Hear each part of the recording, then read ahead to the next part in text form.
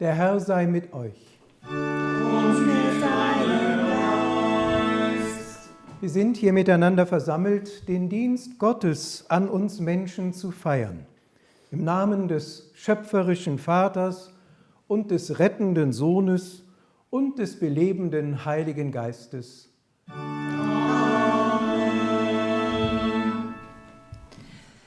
Wir begrüßen Sie und euch zum Gottesdienst am 3. Sonntag nach Trinitatis mit dem Wochenspruch aus dem Lukasevangelium, Kapitel 19, Vers 10.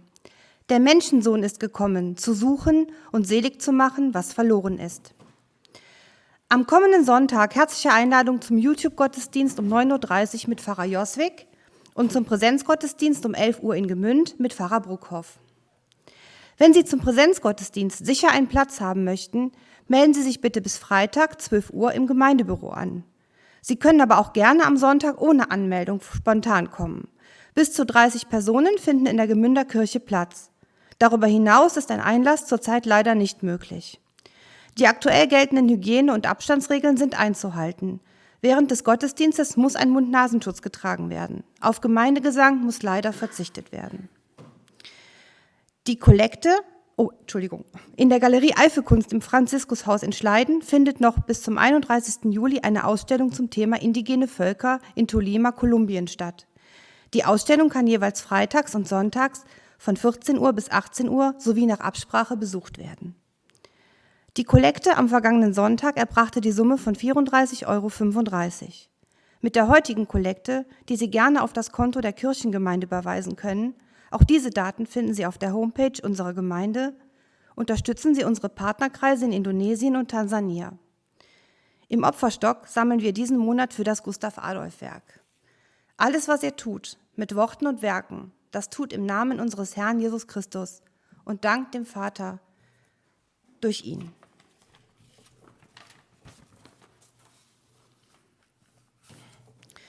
Manchmal steht man da und möchte die Zeit zurückdrehen. Ein verletzendes Wort, eine falsche Entscheidung, eine Unachtsamkeit. Wenn man es doch ungeschehen machen könnte. Es ist schmerzlich, wenn das nicht gelingt. Was bei Menschen oft nicht mehr geht, bei Gott ist es möglich. Das ist die Botschaft des 3. Sonntags nach Trinitatis. Gott will nicht, dass Menschen verloren gehen.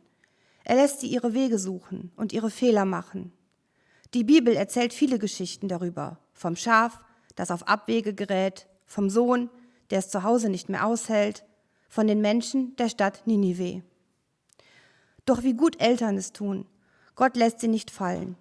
Wartet, geht entgegen, feiert ein Fest für den wiedergefundenen Sohn.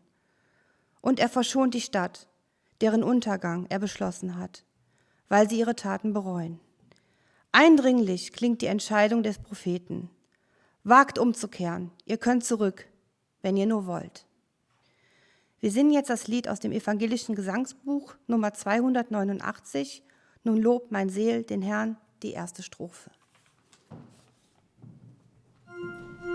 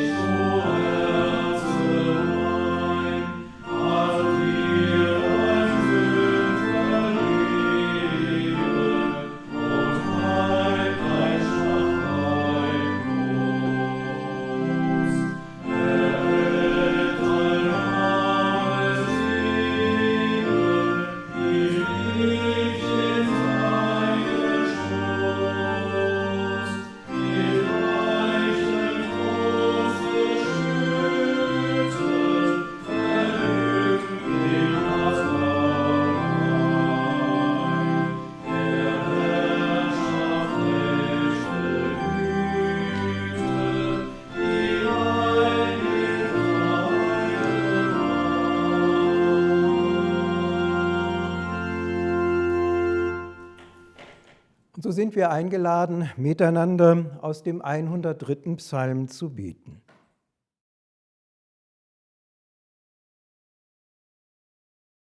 In mir ist seinen heiligen Namen.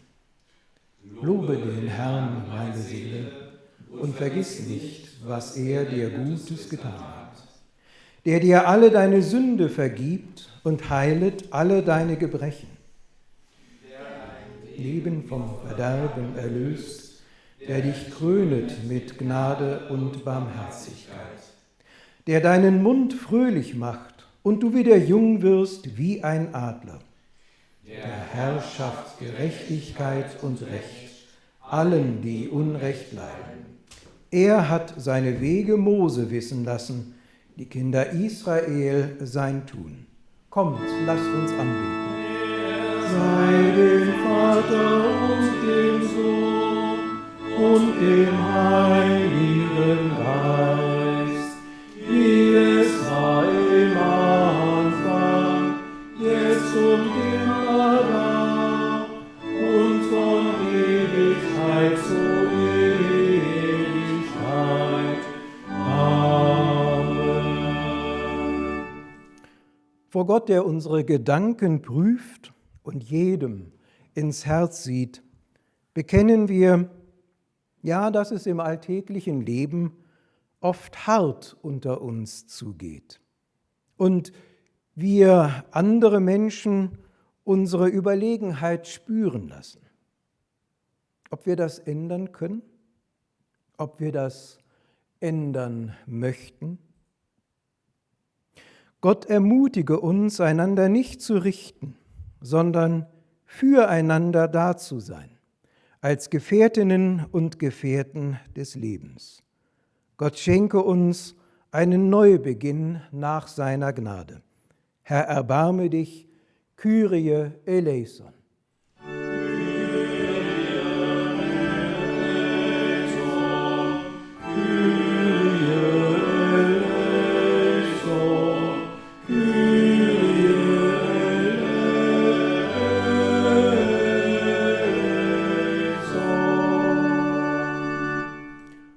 Und ja, Gott, der Herr, erbarmt sich unser, denn hört, wie es im Psalter heißt: So hoch der Himmel über der Erde ist, lässt der Herr seine Gnade walten über denen, die ihn fürchten. Sofern der Morgen ist vom Abend, lässt er unsere Übertretungen von uns sein. Ehre sei Gott in der Höhe und Friede auf Erden und den Menschen ein Wohlgefallen.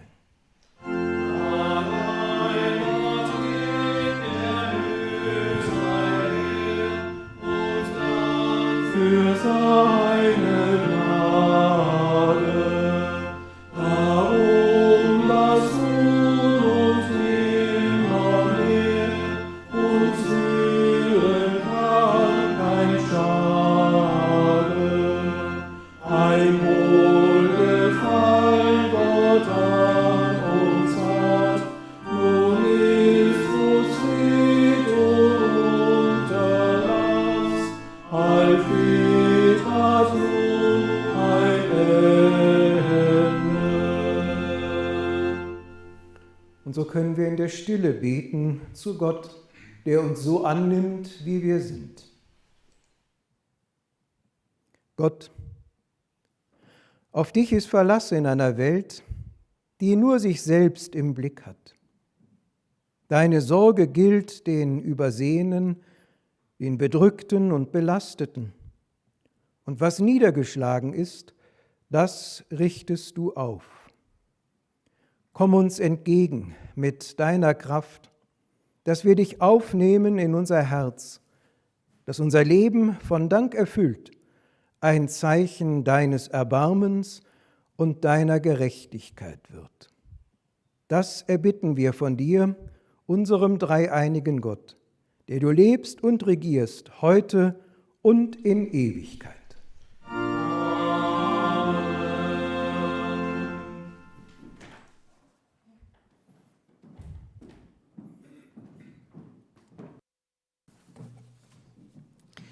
Lesung aus dem Lukas, Kapitel 15, Verse 1 bis 7. Das Gleichnis vom verlorenen Schaf.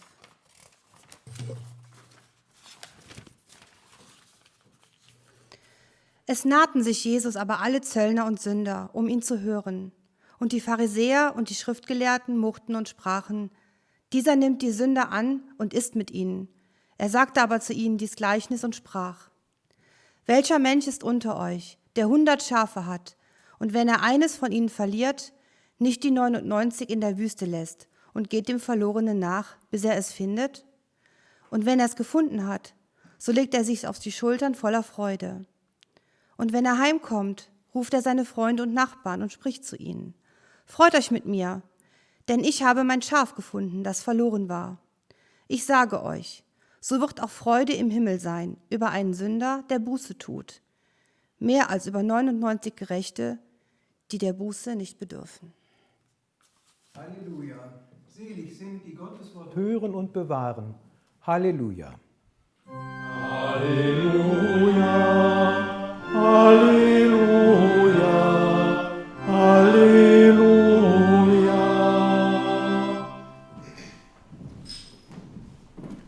Und so lasst uns Gott loben mit dem Bekenntnis unseres Glaubens.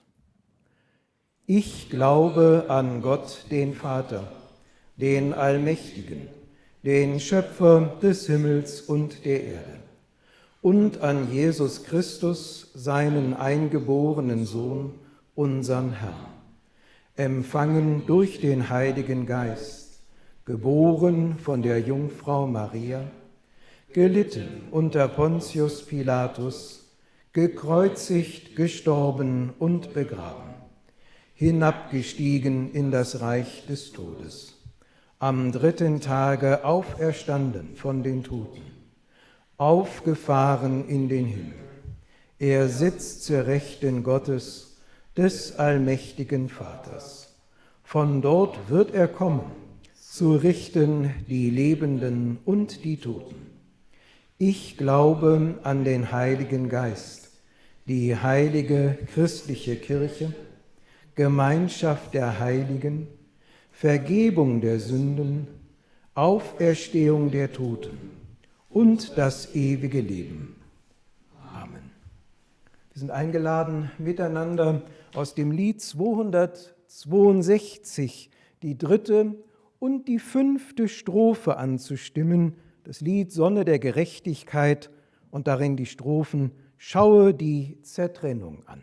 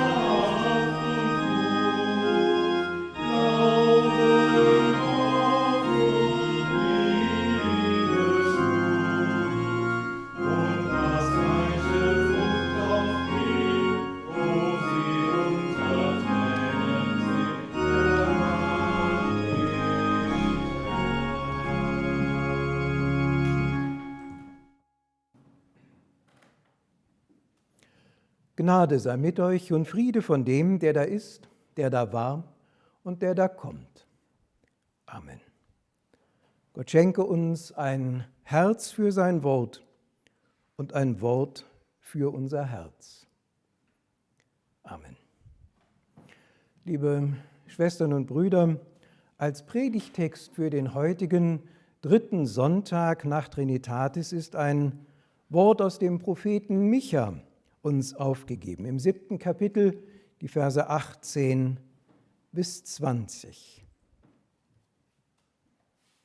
Der Prophet spricht: Wo ist solch ein Gott, wie du bist, der die Sünde vergibt und erlässt die Schuld denen, die geblieben sind, als Rest seines Erbteils, der an seinem Zorn nicht ewig festhält, denn er hat Gefallen an Gnade. Er wird sich unser wieder erbarmen, unsere Schuld unter die Füße treten und alle unsere Sünden in die Tiefen des Meeres werfen.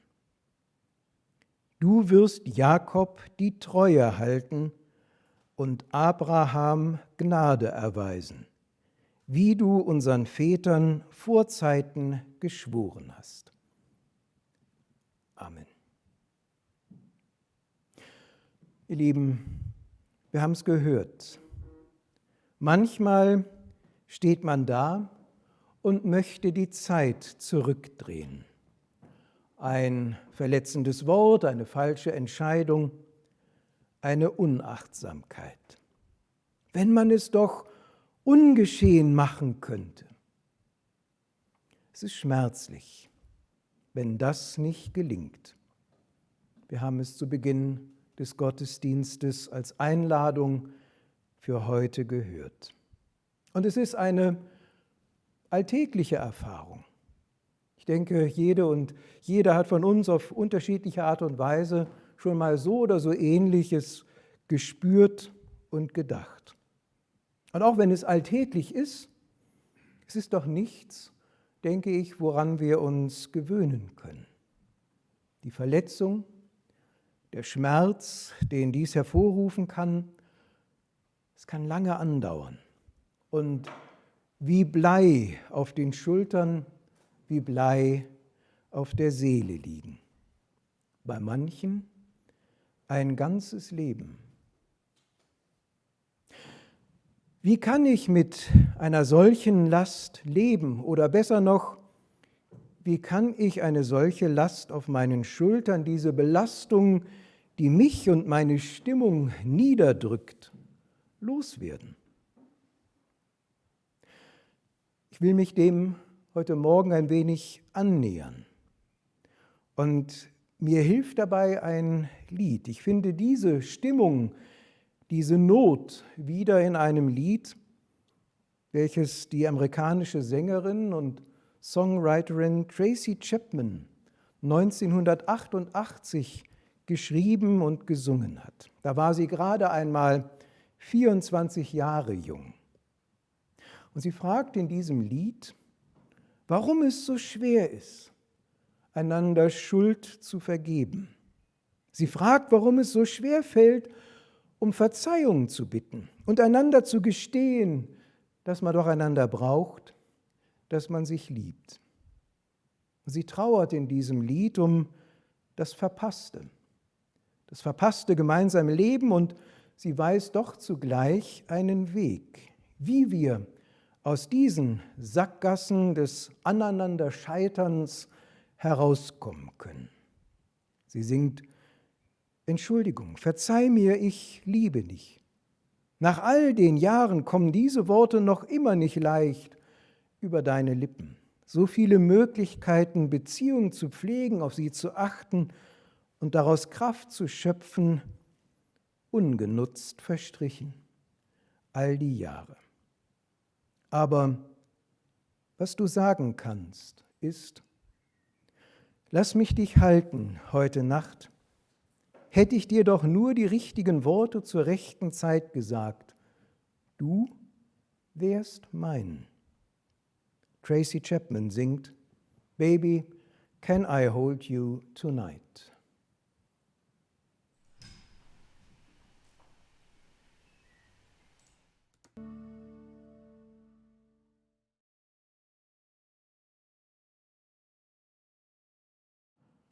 Lass mich dich halten heute Nacht. Hätte ich dir doch nur die richtigen Worte zur rechten Zeit gesagt, du wärst mein. Hätte.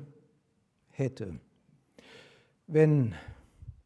Ja, die Zeit, sie lässt sich tatsächlich nicht zurückdrehen, so schmerzlich das auch ist.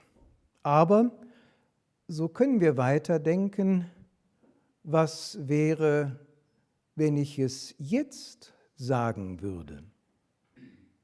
Ja, es wird nichts ungeschehen gemacht, aber es muss auch nicht so sein, dass uns Geschehenes ein für allemal auseinander und gefangen und bedrückt hält. Die Last, sie kann genommen werden.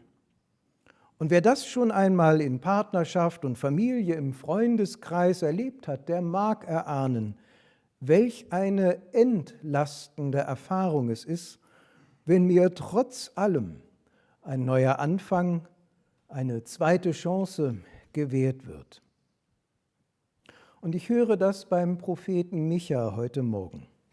Der hat eine solche Erfahrung mit seinem Gott gemacht. Und das Bild, das er da beschreibt, das ist, ich finde es, wirklich großartig. Er sagt, du, Gott, vergibst Schuld, du nimmst das Blei von meiner Seele, von meinen Schultern, tust es unter meine Füße und versenkst es im tiefsten Meer. Und ich kann mich aufrichten, aufatmen, denn nicht Zorn ist dein Wesen, sondern Vergebung, Gnade. Die christliche Tradition hat dieses Geschehen, von dem Micha da erzählt, dieses Geschehen zwischen Gott und Menschen übrigens Beichte genannt.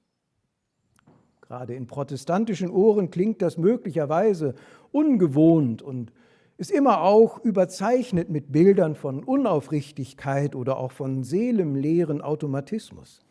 Aber das muss nicht so sein. Auch wir Evangelische kennen die befreiende Wechselwirkung von ausgesprochener Schuld, der Bitte um Vergebung und dem Geschenk des von Last befreiten Lebens. Im Gottesdienst, im Gespräch, im Gebet.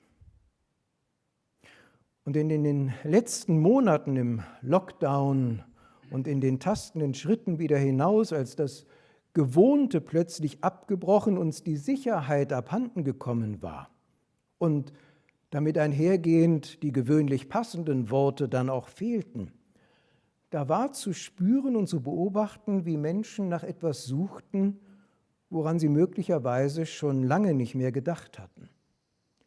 Ich habe gelesen, Forscher in Kopenhagen verzeichneten einen Anstieg der Google-Suche nach Gebet. In über 95 Ländern ein Anstieg um 50%. Erstaunlich.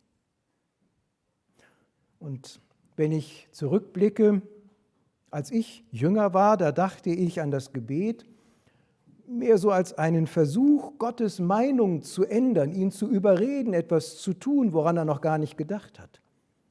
Ich drängte da auf Verbesserung der eigenen oder auch der fremden Umstände. Aber als ich dann älter wurde, ein bisschen mehr Erfahrung mit der Welt und dem Gebet hatte, da begriff ich, dass das Gebet nicht Gott umstimmt, sondern mich verändert. Warum ist das so? Ich denke, das liegt daran, dass ich mich im Gebet mir selbst, der Welt und anderen Menschen aussetze, was mich geradezu dazu zwingt, anders zu sehen, zu denken und zu leben.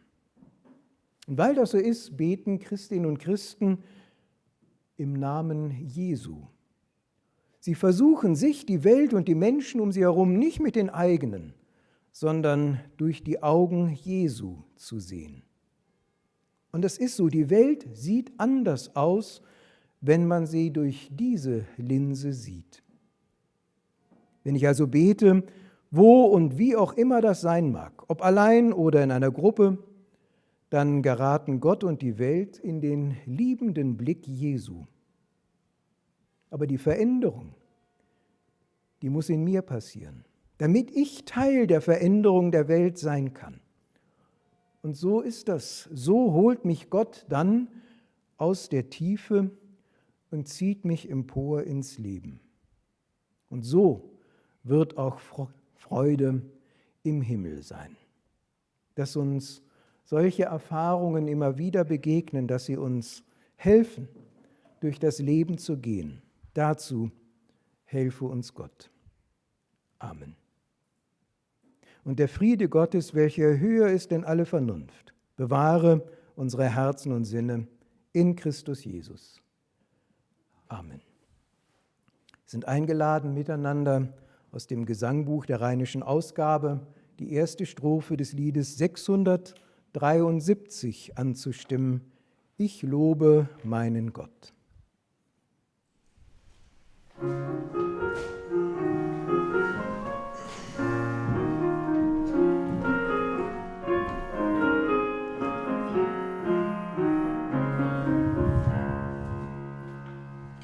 Ich lobe meinen Gott, der aus der Tiefe mich holt, damit ich lebe. Ich lobe meinen Gott, der mir die Fesseln löst, damit ich frei bin. Halleluja. Ehre sei Gott auf der Erde, in allen Straßen und Häusern. Die Menschen werden singen, bis das Lied zum Himmel steigt. Ehre sei Gott und den Menschen Frieden, Ehre sei Gott und den Menschen Frieden, Ehre sei Gott und den Menschen Frieden, Frieden auf Erden.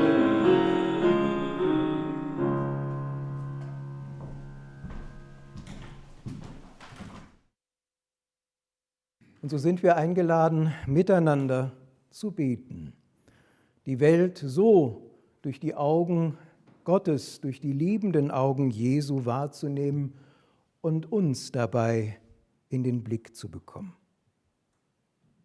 Wir denken in unserem Gebet auch an all jene, die verstorben sind in der vergangenen Woche, an all jene, die nun Trauer tragen um die, die von uns gegangen sind. Wir nehmen sie mit hinein in unsere Gedanken, in unser Gebet.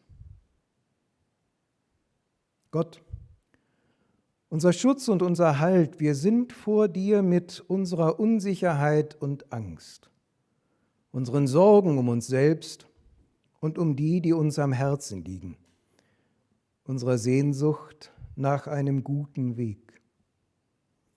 Wir bringen vor dich eine Fürbitte, die uns in den vergangenen Tagen online erreichte. Guter Gott, mir fehlen manchmal die Worte angesichts des Elends auf dieser Welt. Nicht nur die Corona-Krise zeigt mir, was alles schief läuft. Es gibt schon so lange so viele Krisen und wir werden nicht schlau daraus. Es regiert nur die Macht und das Geld. Jeder ist sich selbst der Nächste. Das macht mich traurig und wütend. Gib uns allen, auch wirklich allen, die Erkenntnis, dass wir nur durch deine Hilfe und den Glauben an deine Schöpfung und die Wahrung dieser Schöpfung Wege finden, unsere Welt zu erhalten. Nicht durch Macht, Geld und Kriege, sondern durch dein Wort, deine Liebe und Vergebung. Ich kann mir nicht vorstellen, wie das funktionieren kann bei all dem Egoismus, der auf dieser Welt herrscht. Aber bei dir ist alles möglich. Gib uns allen Demut und Liebe zum Handeln. Gott, unsere Quelle und unsere Kraft, wir sind vor dir mit unserer Dankbarkeit für alles, was uns im Leben wesentlich ist. Unsere Freude über alle Erfahrungen von Menschenfreundlichkeit, unserer Neugier auf das, was gut werden will. Gott, unser Grund und unser Ziel, wir sind vor dir mit unseren Bitten für alle, die es besonders schwer haben in dieser Zeit, unserer Solidarität mit den Kindern, den Alten, den Armen, unserer Liebe zu dieser Welt und allem, was auf ihr lebt. So sind wir vor dir, unsere Stärke und unser Fels. Sei du auch mit uns an allen Tagen und Nächten, auf allen Wegen, bei allem, was wir tun und erleben. Amen. Mit den Worten Jesu können wir beten. Vater unser im Himmel, geheiligt werde dein Name. Dein Reich komme, dein Wille geschehe, wie im Himmel, so auf Erden. Unser tägliches Brot gib uns heute und vergib uns unsere Schuld, wie auch wir vergeben unseren Schuldigern.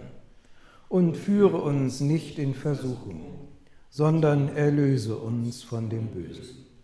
Denn dein ist das Reich und die Kraft und die Herrlichkeit in Ewigkeit. Amen. Und so geht hin im Frieden des Herrn. Gott sei ewig Dank. Der Herr segne euch und behüte euch. Der Herr lasse leuchten sein Angesicht über euch und sei euch gnädig. Der Herr erhebe sein Angesicht auf euch und schenke euch Frieden.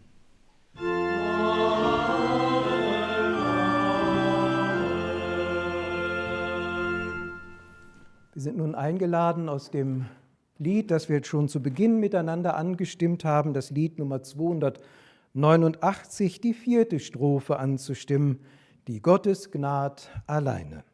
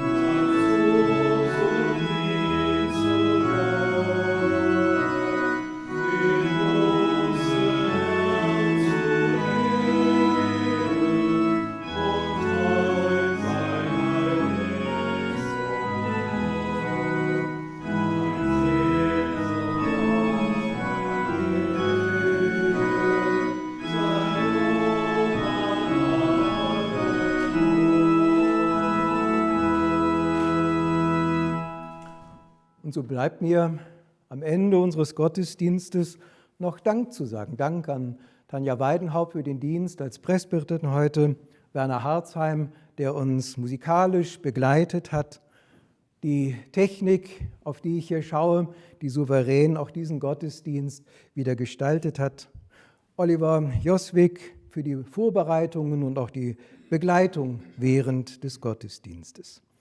So wünschen wir euch von hier aus nun einen schönen und großen Sommer. Bleibt behütet, von Herzen Gott befohlen. Amen.